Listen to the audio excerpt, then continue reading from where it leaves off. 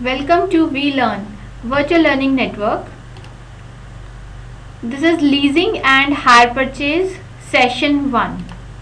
In this session we are going to cover leasing introduction, meaning of leasing, elements, benefits of leasing, issues in lease financing, types of leasing, main clause in lease agreement, hire purchase, its introduction, and in the last we will discuss about difference between leasing and hire purchase.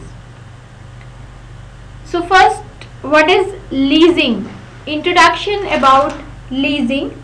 Leasing basically it's a contract between owner of an asset and the person who wants to have the asset. Basically जो financing है capital assets की, that is it requires long term funds. There are various sources of funds like equity, debenture instruments and development finance in the form of term loans. All these sources, they have their distinctive advantages and disadvantages, right? So leasing, अगर हम leasing की बात करते हैं, it's a contract under which one party, lessor of an asset, that means the owner of an asset, he agrees to grant the use of the asset to another. The person who is using the asset is known as the lessee in exchange for periodic rental payments. तो leasing ये contract होता है owner के बीच में और जो person उसके asset को रेंट पे लेगा उसके बीच में ये कॉन्ट्रैक्ट होता है जिसको हम बोलते हैं लीज एग्रीमेंट, राइट? जिसमें कि ओनर ग्रांट करता है, राइट ग्रांट करता है लिसी को कि वो उसके एसेट को यूज कर सकता है in exchange for periodic rental payments. उसके बदले वो रेंटल पेमेंट्स पीरियोडिकली उसको रेंटल पेमेंट्स पे करनी होगी लेसर को. In this case lease agreement applied to apartments, houses, offices and automobiles. Now see the meaning of leasing. Lease is a contract whereby the owner of an asset grants to another person exclusive right to use the asset for an agreed period of time in return for the payment of a rent. Capital assets like land, building, equipments, machinery, vehicles are the usual assets which are generally acquired on lease basis. तो ये लीसी को exclusive right देता है कि वो laser के asset को use कर सकता है, right? So here the lessor he remains the owner of the asset, लेकिन जो एसेट की पोजेशन है वो लेसी के पास आ जाती है और वो इकोनॉमिकली उसको यूज कर सकता है. It is vested in lessee only. So there is basically this is equipment lease transaction. It falls in that category of bailment contract and the obligations of lessor and lessee is similar to that of bailor and bailee, right? तो lessor क्या करता है? He has the duty to deliver the assets to the lessee, to legally authorize the lessee to use the asset and to leave the asset in peaceful possession of the lessee during the lease period. Lease period means जितने time period के लिए ये lease agreement sign किया जाता है, जितने time period के लिए लेसी यूज करेगा उसके एसेट को, that is lease period. And the lessor has the obligation to pay the lease rentals as specified in the lease agreement to protect the lessor's title. Basically lessee की obligation बनती है उसके lease rentals को पे करने की, right? So here we will discuss about elements of leasing. अब देखिए elements क्या हैं इसके.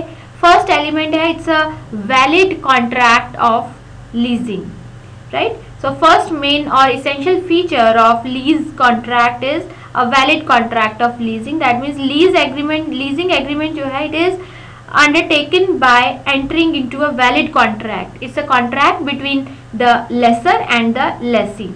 Both the parties must be competent to contract. दोनों ही parties competent होनी चाहिए. Lessor जो है he must have clear and undisputed title to the assets to be leased, जिस एसेट को लीज किया जा रहा है उसका अनडिस्प्यूटेड टाइटल होना चाहिए and the agreement must satisfy the essentials of a valid contract as per the Indian Contract Act. Next is the delivery of goods. देखिए delivery of goods is कि इसमें जो movable goods हैं these are generally termed as goods must be delivered by the lessor to the lessee. Delivery of goods may be वो actual delivery हो सकती है या फिर कंस्ट्रक्टिव डिलीवरी हो सकती है. जैसे कि अगर एक्चुअल डिलीवरी है तो उसमें फिजिकल पोजेशन जो है वो लेसी को हैंड ओवर की जाएगी. बट अगर कंस्ट्रक्टिव डिलीवरी है तो there is no change in the physical possession but some instructions और directions is given to the possessor of goods to hold the same on behalf of lessee rather than the lessor. Next is the purpose. Leasing में purpose क्या है goods का? Lease agreement करने का purpose क्या है? यहाँ पर गुड्स जो है that is delivered to lessee for some specific purpose with some specific purpose of using them for his specified lawful activity throughout the lease period. तो यहाँ पे लीजी अपने स्पेसिफिक पर्पस को फुलफिल करने के लिए लीज एग्रीमेंट साइन करता है और लेसर से गुड्स जो है वो लीज पर लेता है for a specified period of time. Next element is the consideration. Consideration is कि लेसर अपनी गुड्स लेसी को दे रहा है और उसके बदले लेसी क्या दे रहा है लेसर को, right? So lessee undertakes to pay to lessor regularly lease rental. So यहाँ पे एक्सचेंज जो कंसिडरेशन है वो लीज रेंटल की है for the use of goods by lessee जिसका कि लेसर उसका ओनर है. Next is the return of goods. Return of goods is कि गुड्स जो है वो लेसर को वापस कर दी जाएंगी exactly in the same form जिस फॉर्म में उसको लेसी ने उसको रेंट पर दी थी, राइट? लीज रेंटल के बेस पर जो दी थी, जिस पोजीशन में जिस फॉर्म में उसको दी थी उसी फॉर्म में लीसी की ऑब्लिगेशन है वापस करने की. So the goods must be returned to the lessor exactly in the same form after the lease period is over. Then is the ownership. Ownership is कि यहाँ पर जो लेसर है वो एसेट को हैंड ओवर कर रहा है लेसी को, right? But he remains the owner of the asset throughout the lease period and even thereafter. Lessor जो होता है वो लीज पीरियड में भी ओनर रहता है उस पर्टिकुलर लीज्ड एसेट का और उसके बाद भी लीज्ड एसेट उसके बाद भी उस एसेट का लेसर ही ओनर रहता है. Next element is the methodology. Methodology is the prospective lessee identifies the equipments to be leased and its supplier and enters into a lease agreement with a leasing company. Basically वो अपने सारे particulars furnish करता है जैसे कि उसका name, address, details about his business, name and address of the guarantor. अगर कोई गारंटी दे रहा है तो उस गारंटर का name and address, description of the equipment description in terms of its model, make, size, specification, then supplier's name and address should be given, the price quoted by the supplier, place of installation, duration of lease. ये सभी चीज़ें lease agreement में mention होती है. तो methodology is basically कि किस तरीके से लीज जो है वो फाइनलाइज की जाएगी, राइट? तो उसमें सभी चीज़ें मेंशन की जाएंगी. लेसर का एड्रेस, उसका नेम एड्रेस, लेसी का नेम एड्रेस, क्या इक्विपमेंट लीज की जा रही है, उसकी क्या स्पेसिफिकेशंस है, वो किस पोजीशन में है, गारंटर है तो गारंटर कितने अमाउंट तक की गारंटी दे रहा है और उसका नेम एड्रेस क्या है, ये सभी चीज़ें मेंशन होंगी लीज एग्रीमेंट में. So these are the elements in leasing. Now see the benefits of leasing. There are several benefits, right, which is derived by the lessee by acquiring the assets on lease basis, right, as compared to buying the same. अगर वो उसी चीज़ को purchase करता है तो purchasing से ज़्यादा उसको बेनिफिट होता है लीज से. लेट्स सी कि उसको क्या बेनिफिट्स होते हैं. First benefit is convenience in case of short term need. That means कि अगर उसको कैपिटल एसेट की बहुत ही शॉर्ट पीरियड के लिए ज़रूरत है, लाइक से 1 ईयर और 2 ईयर के लिए ज़रूरत है, तो लीजिंग जो है it's a very convenient and appropriate method of acquiring. Basically इसमें उसको सारी फॉर्मेलिटीज़ पूरी करनी होगी और कोई एक्सपेंसेस आ रहे हैं तो भी मतलब जो expenses incurred in purchasing the asset and then selling it soon after the need is over, this इन सब चीज़ों से वो बच सकता है अगर वो लीज एग्रीमेंट साइन करता है, राइट। तो परचेजिंग में उसको कैपिटल एसेट का परचेजिंग प्राइस भी पे करना पड़ेगा, उससे रिलेटेड सभी एक्सपेंसेस भी करने पड़ेंगे, और ये उसको 1 साल या 2 साल के लिए ही ज़रूरत है। तो जब वो 1 या 2 साल उस एसेट्स को यूज़ कर लेता है तो उसको फिर देखना पड़ेगा कि उसको डिस्पोज ऑफ कैसे किया जाए, उसको सेल कैसे किया जाए, किसको सेल किया जाए, उसकी वैल्यू उसको मिल रही है नहीं मिल रही है। इन सब चीज़ों से बचने के लिए it's easy if he go with lease agreement. Second one is the second benefit is no risk of technological obsolescence. Yes, जो यहाँ पे लीसी है he enjoys the risk of technological obsolescence. Like in case of owning the asset, the firm bears the risk of asset becoming obsolete. जिस भी asset का जो भी owner है वो obsolescence जो है इस चीज़ का risk वो उठाता है। लाइक जैसे आज का सिनेरियो है, आज के सिनेरियो में टेक्नोलॉजिकल इनोवेशंस इतनी ज़्यादा है, सो द रिस्क जो भी एसेट को ओन कर रहा है उसका रिस्क ज़्यादा होता है क्योंकि बहुत जल्दी एसेट जो है वो आउटडेट हो जाती है and old technology can not be ignored. तो इन सब इक्विपमेंट्स के साथ क्या है, the firm can not compete with its competitors and will इनकर हैवी लॉसेस। सो लीजिंग जो है वो एक शील्ड प्रोवाइड करता है against these hazards situations by shifting the risk of obsolescence of equipment to the lesser को ही ट्रांसफर हो रहा है ये जो obsolescence risk है। So this is also hold true in operating lease which are of short duration and cancelable at the option of lessee, and lessee can also cancel an old lease agreement and enter into a new one in case of technological superior product, right? Next is the efficient maintenance services.